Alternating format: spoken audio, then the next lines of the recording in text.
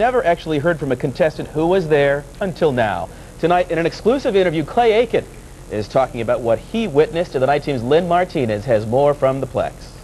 If there's anybody who has an axe to grind against American Idol, it should be Clay Aiken. Since losing to Ruben 2 years ago, he has tried to distance himself from competition, even hiring a lawyer to get himself out of his contract. But before ABC announced its investigation, Clay spoke to just one station, setting the record straight about America's favorite show.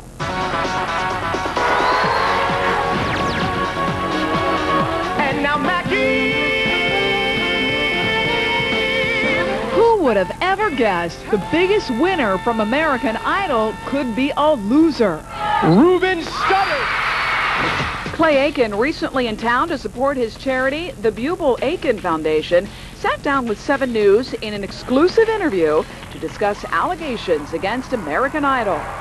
It's an honest program. It's an honest show. You know, if Ruben had lost and I had won, the people who supported him would have said it was fixed. But Clay says he knows what happens backstage. He knows the executive producers, and he believes the competition is completely clean. You're in that show, you're around the producers, you're around the people who make the show happen, and you know, you can tell. And from someone, speaking from someone who firsthand knowledge of everything that goes on and was there. Take a look at me now. Clay never talked about the relationship between Paula Abdul and the other contestants, but he did comment that any accusations of the show being fixed are completely false. I'm comfortable with the outcome, and I really trust and really do trust the executive producers on the show and the network, and I think that people just have a little too much time on their hands.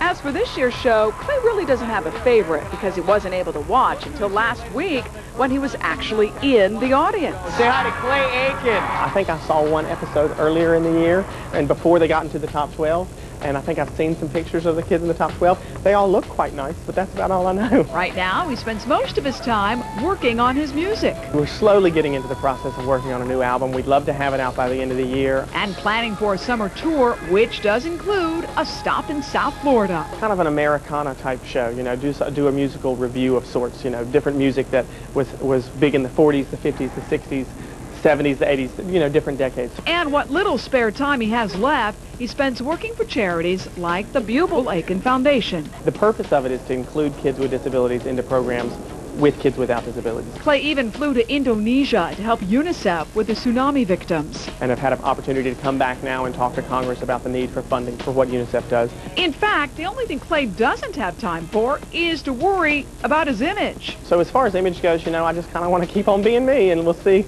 Hopefully people will keep liking it. And if they get tired and I need to reinvent myself, then I'll probably just hang it up. There's no point. Clay was in town to honor a volunteer for working with his charity. There is no word yet on a tour date here in South Florida. We'll let you know if it happens. In the Newsplex, Lynn Martinez, 7 News, 19. And